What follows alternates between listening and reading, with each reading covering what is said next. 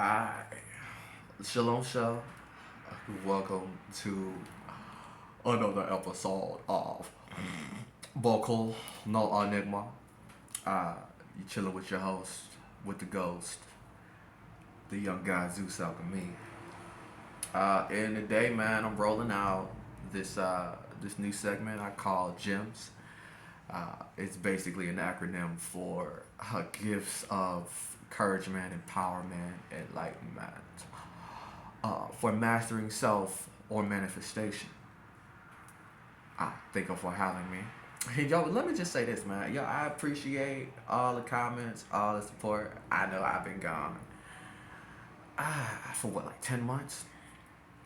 And so, I want to go ahead and let you know about this hermit hiatus that I have undergone over the last 10 months.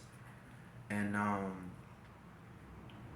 today on my episode of G.E.M.s, I'm going to be breaking down the essence of surrender, submission to the higher self, right?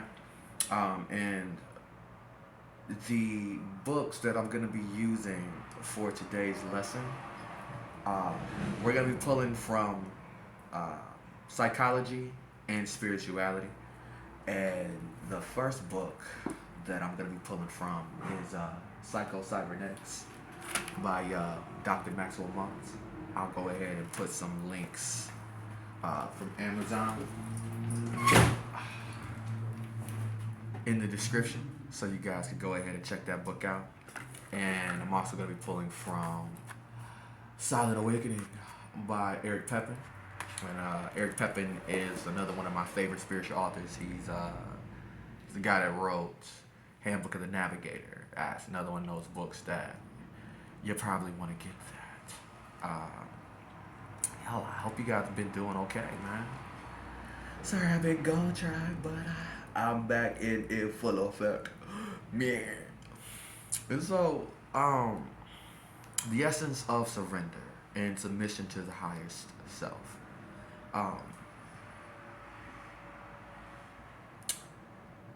In order to even get to this element of surrender, I feel that it's imperative to look at the psychology, the mentality of what goes into a personality, right? What the self is, the self-image. And Psycho-Cybernetics is one of those books that, again, is like a cornerstone of the self-help psychology category or genre that, has kind of swept the nation over the last few decades. And, everything from, high-profile coaches like Coach K, the Patriots, to, multi-millionaires. They have all incorporated some of the principles from Psycho-Cybernetics. So, you guys are in for a treat, right? So, just within the first chapter of this book, we dive into the discovery of the self-image, right? And according to Dr. Maxwell Malts, what the self-image is, this discovery of the self-image, it is a mental blueprint or a picture that we form of ourselves, right? Now, this mental blueprint or this picture that we have of who we feel like we are, oftentimes, without conscious effort, it becomes a very vague or ill-defined to our conscious gaze, meaning that we really don't have a very clear idea of ourselves, right? And it could actually be something that isn't consciously recognizable at all, right? And this self-image, this conception of the sort of person that you feel like you are, if you don't work this idea out of yourself, your ability to master yourself, your ability to manifest the life that you want to live, it follows this cosmic moral law of duplicity, meaning that it all has to start from you in order for you to experience or receive this within your reality, right? So, you know, most of these beliefs that we have formed about ourselves have been unconscious from our past experiences, right? And these past experiences are going to include um, your successes, your failures, right? Your scoreboard, your humiliations, your trials and tribulations, right? And most importantly, the way that other people have reacted to you, especially early in your childhood. Because see, in this childhood, right, like you don't know shit. You don't have any knowledge or any pools of information that you can really pull from. You kind of really have to rely on systems and infrastructures, institutions, family, friends, etc. Right? And so, from all of these different places, these different realms, we mentally construct that I am, or the self, right? And, you know, once an idea or a belief about ourselves goes into this picture, it becomes true as far as we're personally concerned. We may not question the validity, but we'll proceed to act upon it just as if it was true. And remember, acting, right? That ACT, that action creates truth. You know, it's really that. You know what I mean? And that self-image becomes, again, that key to being able to live a better life because of these two important discoveries, right?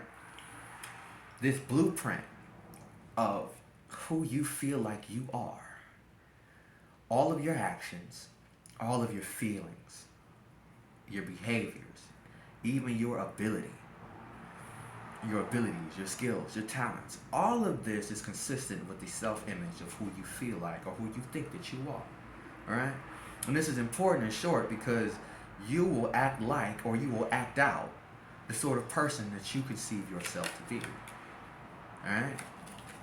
And so, not only will you act this shit out, but you literally can't act otherwise. It's like it's your character, like it's a fucking movie or video game. You can't break character now. And so, in spite of all conscious efforts or willpower, you're gonna act out what you feel like you are. That self-image is, again, that premise, that base form, the very foundation upon which your entire personality, your behavior, your character, your characteristics, right? Even your circumstances, they're all built on this self-image. And because of this, our experiences seem to verify and thereby strengthen our self-image in a vicious or beneficial cycle. An example of this becomes the man that conceives himself to be a failure will always find some way to fail, in spite of all good intentions or willpower, and even if the opportunity of a lifetime is literally dumped in his lap, still fuck it up. Because you feel like you'll fuck up. So stupid is as stupid does, right? Now this person, the next person that conceives themselves to be a victim, right? You have that victim mentality of injustices, almost as if you were just meant to suffer, right? You will invariably find more circumstances to verify that opinion. You'll continue to go through more perpetual suffering, right? Even if you were a student who sees themselves as like that average C or a F type of student, maybe you're one of those students that felt like you weren't really good in math and you weren't good in English, you weren't good in science.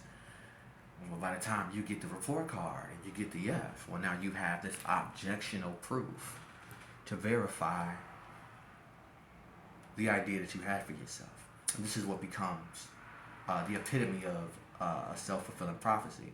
And, I've even seen this before with Les Brown, right? Now, Les Brown was a motivational speaker, and he had a twin.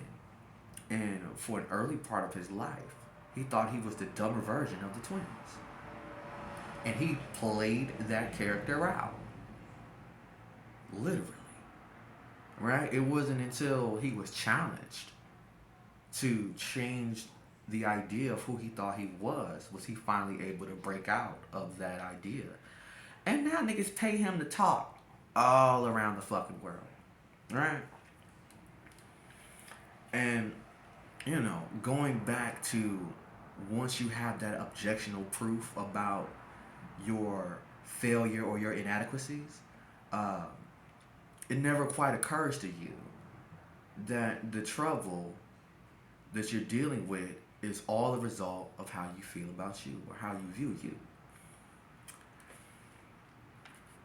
Second most important thing about the self-image, according to Psyco-Cybernetics, is that this idea of who you think you are, you can change that. You really can.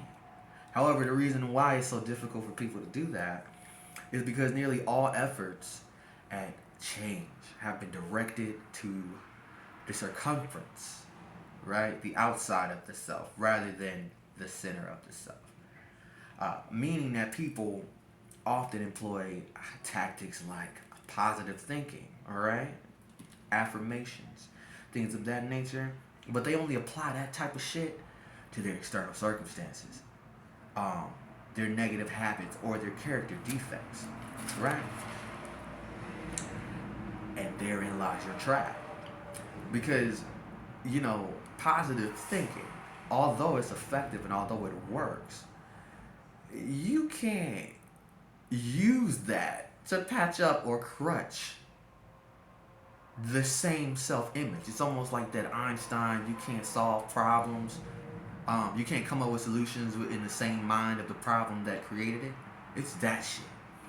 And so it becomes literally impossible to think about any type of situation as long as you continue to hold that negative concept of yourself. Right?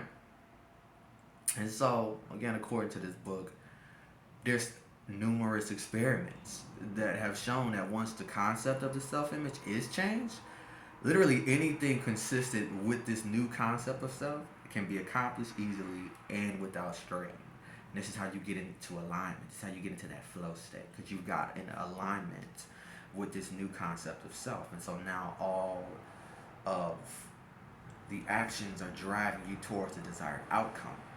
Alright? But you gotta have a point here. And so, one of the earliest and the most convincing experiments of being able to change the concept of self comes from the work of this guy by the name of Prescott Lecky, right? Prescott Lecky was supposed to be one of those pioneers in self-image psychology, right? He was also a teacher. And so he had this theory about personality. Now, what Lecky thought about personality was that it is defectively or effectively a system. Remember, the system is the secret, right? It's a system of ideas, all of which must seem to be consistent with each other.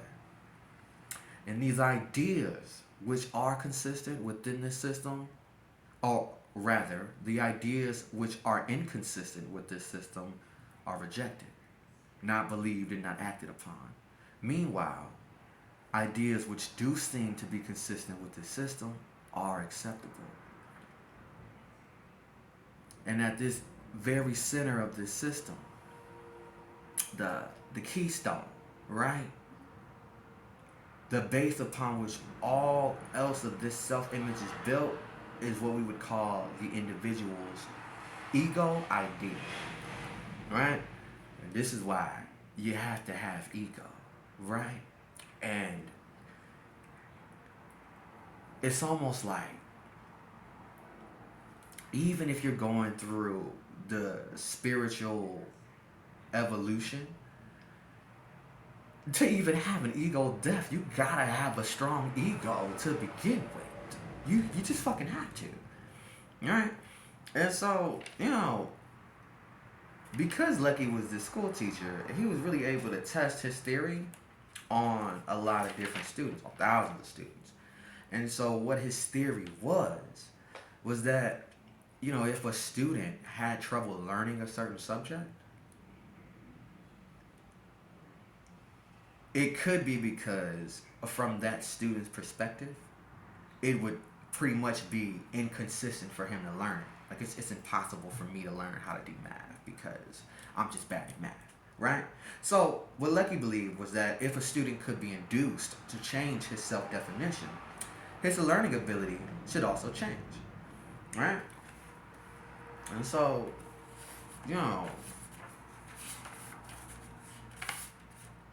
what he began to do is he had these different students. See, one student can't spell, flunking out of subjects, losing credits. Had another person flunking Latin. Had another person, just overall getting poor grades.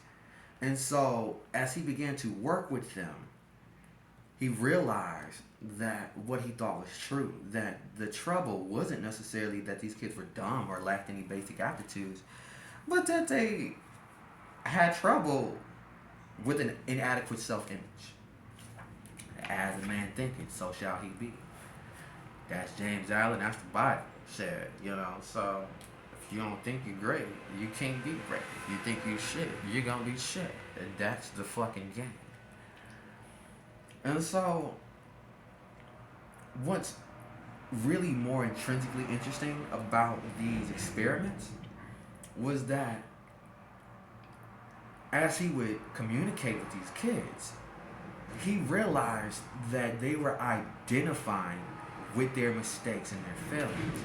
Like, they were internalizing it, right? So, let's say you took a test and you failed the test. Instead of just saying, well, I failed the test or I failed the subject, people take the extreme of I failed this, therefore I must be a failure. Do you get how dumb that is? Like you just slipped up. You just fell short. But instead of just taking it right then and there with that specific situation or this particular thing, you internalize it onto yourself completely as I now must be a failure. And you know what? To keep it a buck with you, this just seems to be the common trope for human beings.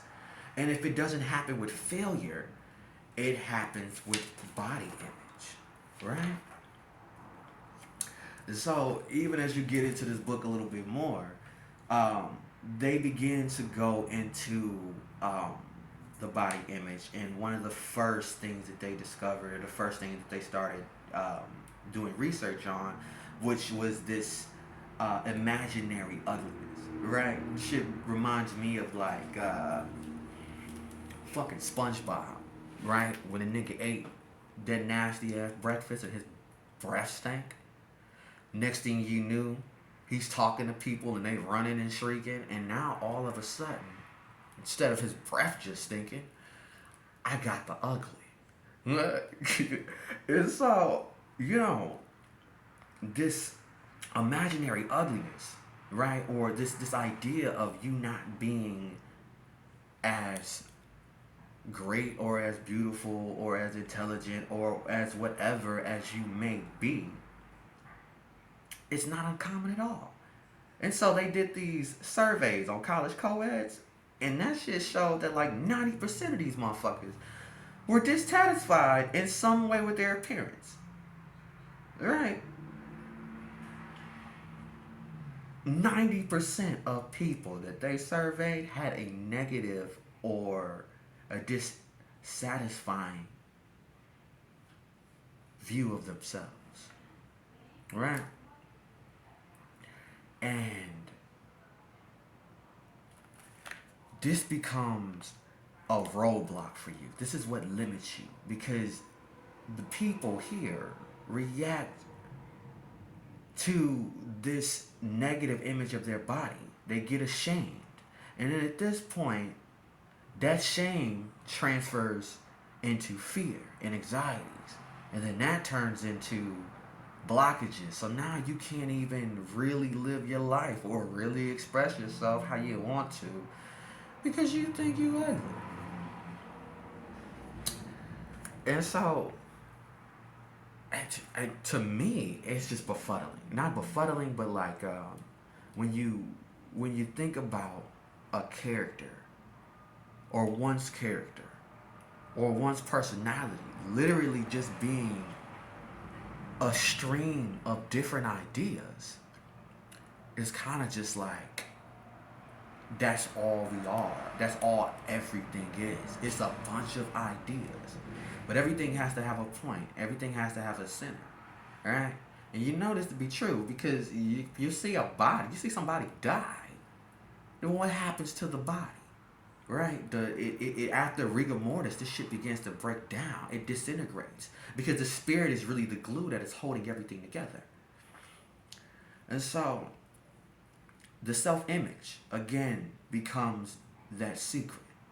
Because if you really want to live your life that is to find life reasonably satisfying, you have to have an adequate and realistic self-image that you can live with. You must find that self-acceptable. You must find yourself acceptable to you. You must have a wholesome self-esteem.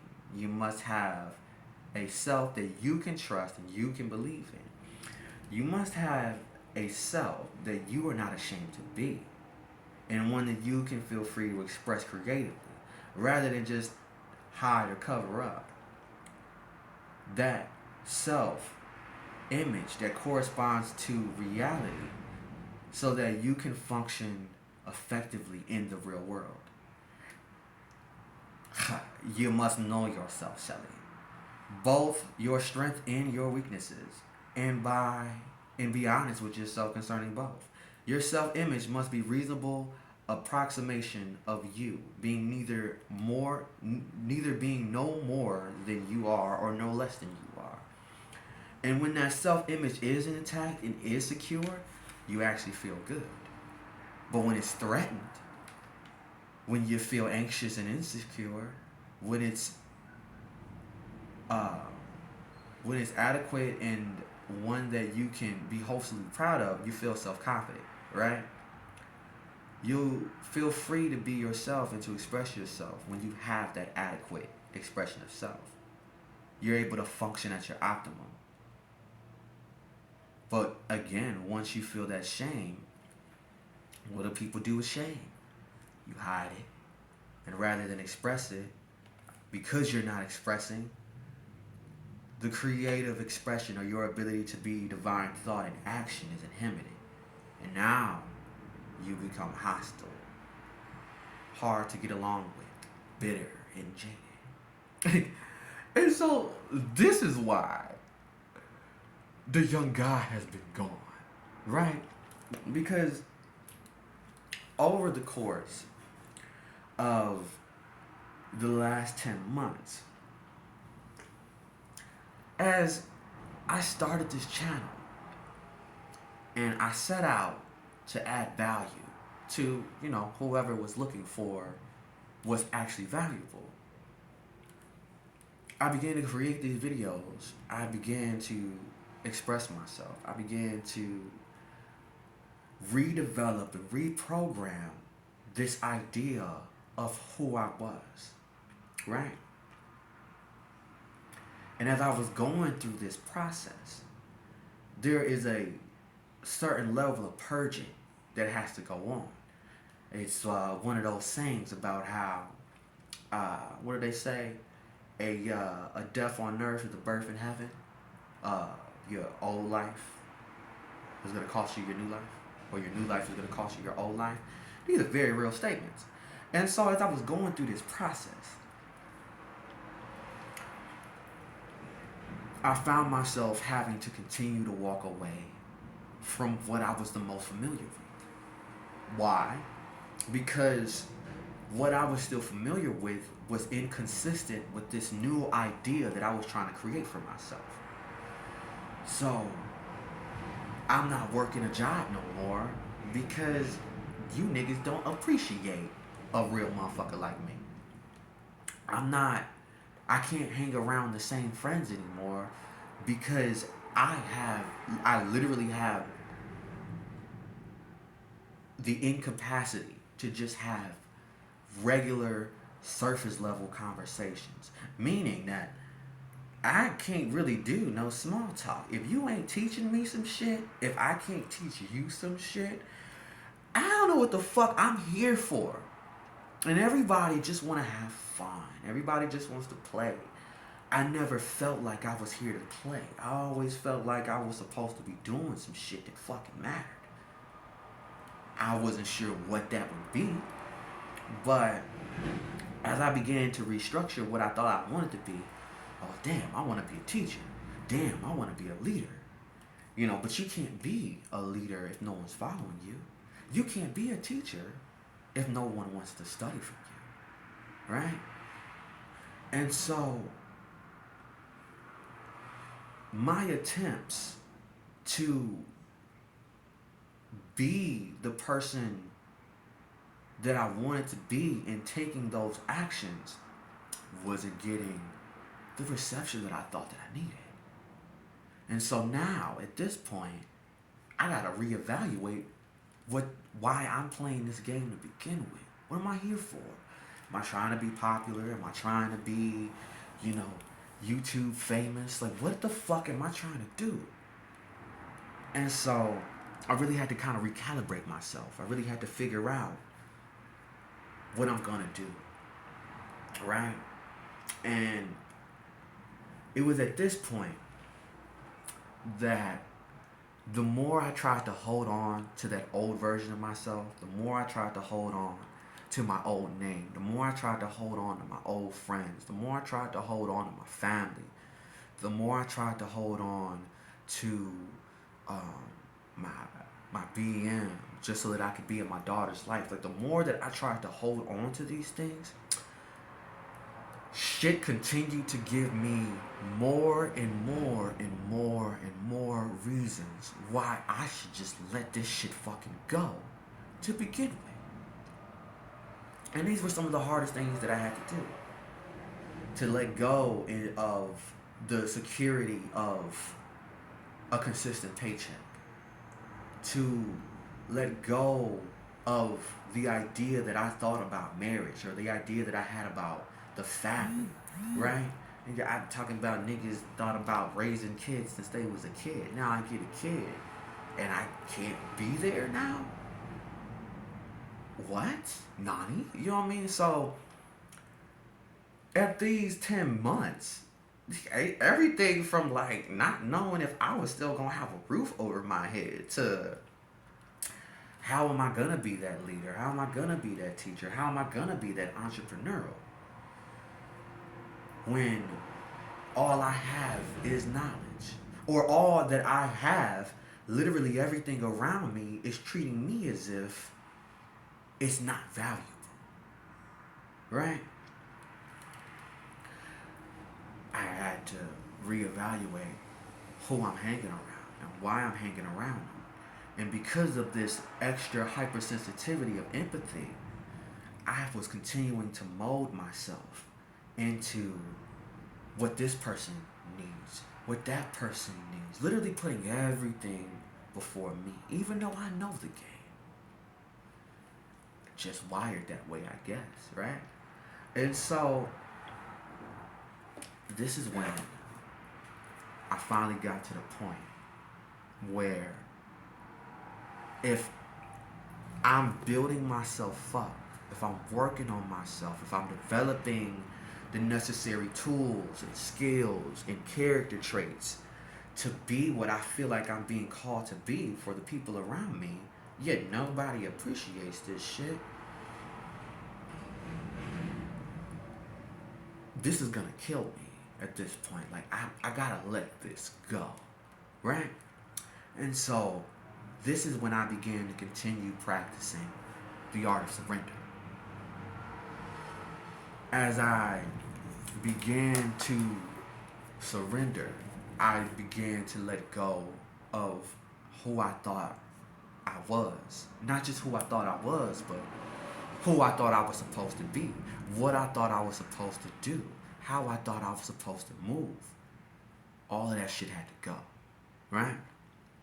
So, as I began to read The Silent Awakening, the very first chapter of this book became the power of surrendering, right?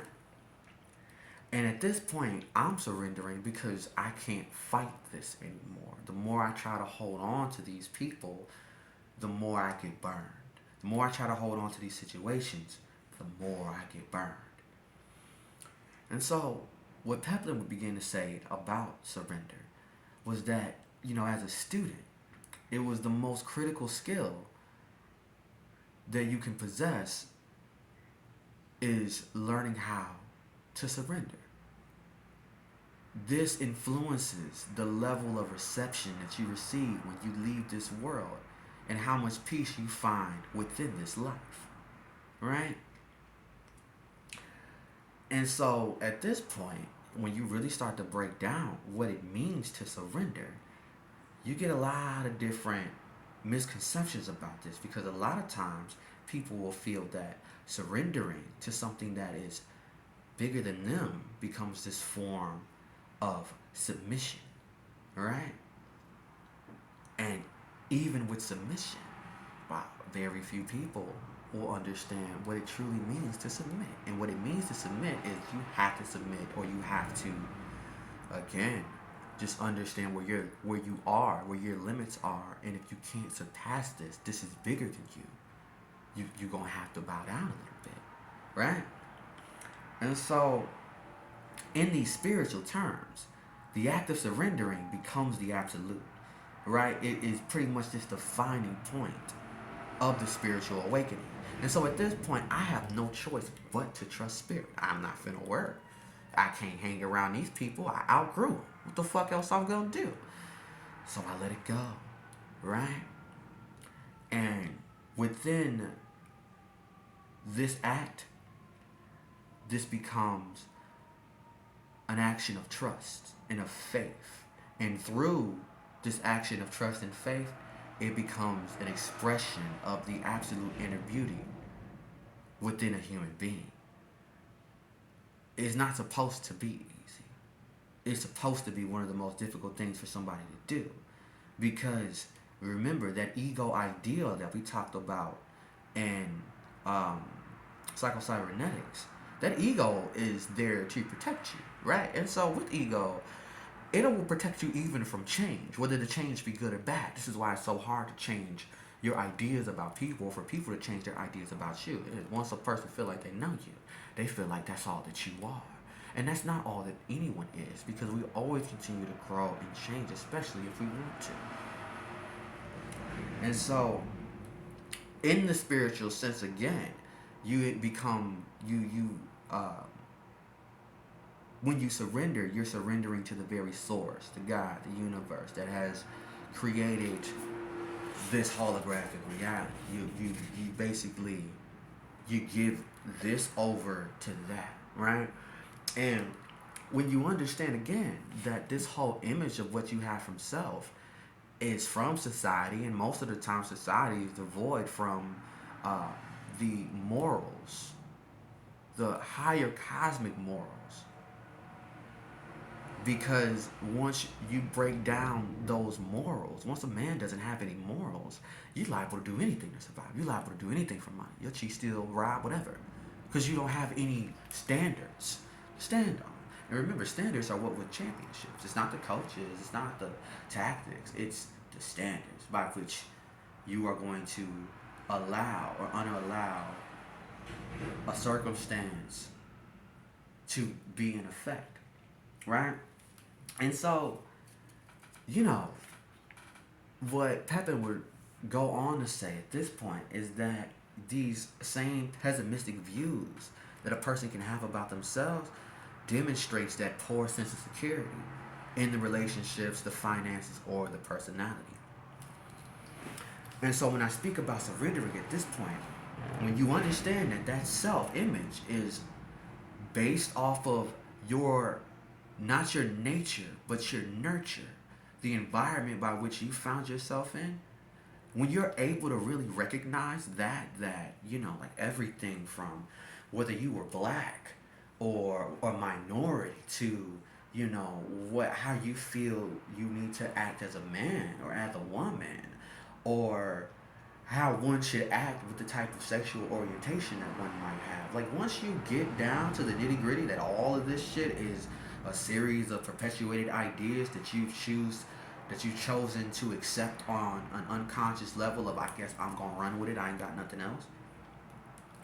When you surrender those ideas, those defining traits, you now can come into this point by which you can reprogram and you can rebuild this new version of self. And of course, with that, you will have to make more changes. You'll have to move away from the people you used to be around. You'll have to move away from the things you used to do. You know, once you make a certain level of ascension, or once you make a certain level of improvement, you can't double back, right? Otherwise, this shit just ain't, spiritually speaking, the shit ain't gonna go how you want it to, if that's what you decide to do. And so the first step into this surrendering becomes literally allowing yourself, like, and this would be an aspect or a nuance of shadow work, where you have to truly forgive yourself. You gotta forgive yourself from whatever has happened, whatever intentions you had, whether they were pure or toxic, whatever circumstances, all of those things. Sure, you want to acknowledge them, but you have to be able and be willing to forgive yourself. You don't need the priest. You don't need God, because it's not like God's going to hold you to this shit. It's an experience at the end of the day. You're here to learn a lesson.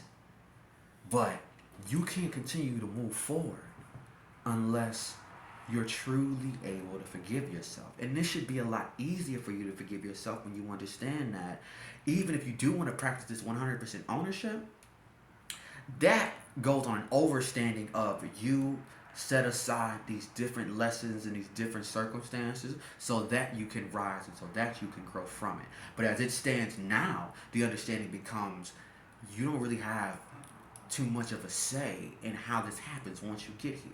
It's not your fucking fault. So since it's not your fault, if you knew better, you would have did better. Forgive yourself, right? And again, you have to acknowledge it, right? Because you can't continue. You can't truly forgive yourself unless you recognize and internalize the errors that you've made. But once you have done this, this is what surrender does, right?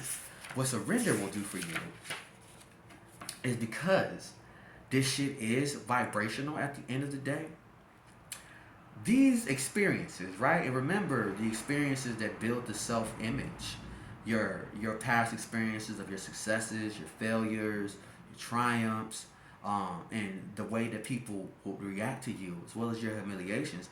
All of these experiences, they add what we would call a vibrational fiber, a string, right?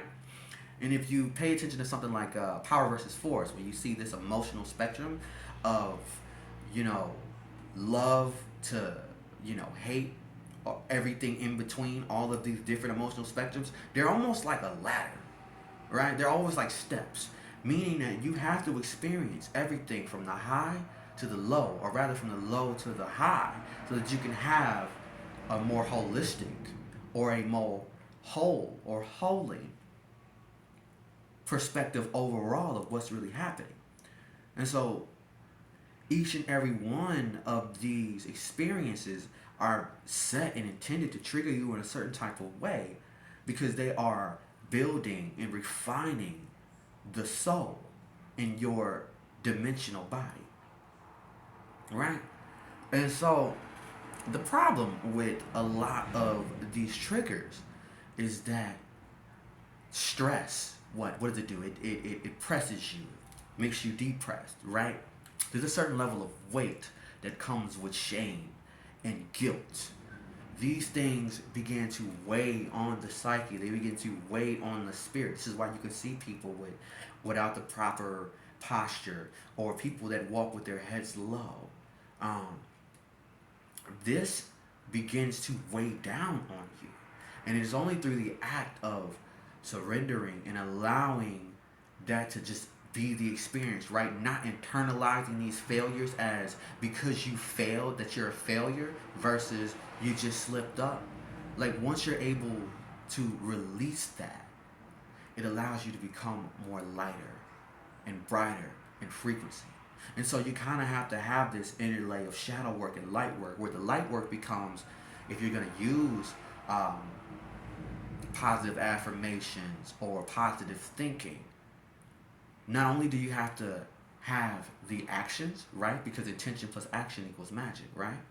Not only do you have to have and continue to make the actions that are helping to confirm this new image that you're trying to create for yourself, you have to do the shadow work of allowing yourself to feel and to acknowledge and to finally let go of these experiences. Because once you're able to do that, it allows you to attract more of what you would like to have around you. But you're always going to attract what you are to a lesser or greater extent. And once again, you simply forgive yourself of your transgressions, right? This literally transmutates the negativity into a higher vibration, right? So if you're able to see how all the failures and how all the slip-ups are ultimately building you into this better version of who you are or who you want to become, this allows you to move closer and closer into that alignment, right? And so when you're practicing this act of surrender, you're going to go into these, I dare say, these steps, right? Where you want to learn how to accept all of what comes with you, right? Once you're able to accept that and you surrender to the circumstances and situations, whatever, right? Once you're able to let this completely go, that higher self, that highest self, you now at this point have to kind of give this perpetual idea of what you thought you were. You have to throw that away to a certain extent, so that now you can focus or surrender to a higher calling or a higher purpose. It doesn't necessarily have to be a higher source, but whatever this is going to be, it's got to be bigger than you. I don't give a fuck what it is. That's Think and Grow Rich. That's spirituality. That's anything. You have to. You know what I mean? You don't have a choice with that shit. Now, whatever it is that you do decide to do it, like once you give yourself to that higher calling, to that mission, to that higher purpose, the integration of the highest version of yourself and the current version of yourself as you continue to go along this journey, they sooner or later combine and they become one. And so, through my experience of over these 10 months, once I finally did allow myself to surrender to my calling, right, of being able to disseminate information in a certain type of way for the highest good of all involved, once I really decided to do that, well, you know what the fuck happened after that? All of a sudden, I attracted my soul tribe. All of a sudden, I am a leader because I have people that want to follow me. All of a sudden, I am sensei because people actually want to learn from me, and they learn from me every day now. All of a sudden, these people fill me up the way that I fill them up. And now all of a sudden, I am an entrepreneur. Now I have a business. Now I make jewelry. Now I make masks. Now I got business cards. Now I have a means of paying for things or making in exchange for money where I don't have to sell myself, where I don't have to work, where I don't have to do this, I don't have to do that. But I would not be able to have any of that without the true and total submission of what I thought I was into what I felt like I was being called to become. And I think that's my TED Talk for today, man. So,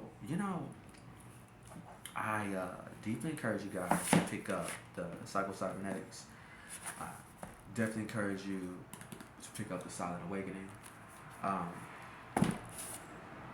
can't say when the next time I'm going to go ahead and drop another teaching. But, again, from the bottom of my heart, thank you for your comments. Thank you for your support. Thank you for still sticking around. It is truly an honor to be someone that can add value. It's an honor to be a master teacher. Everything that I've become, I've been working on myself since I got here. And I never thought that I would be this, whatever the fuck this is. I never thought, but it worked because I always had faith that I'm just here to do something else. No, I'm not like everybody else. I don't think anybody really is, but you don't know that until you know thyself. And so, I bid you adieu. I'll leave you with that. Thank you for watching another episode of Boku no Enigma. I hope to see you soon. Safe travel, Shalom.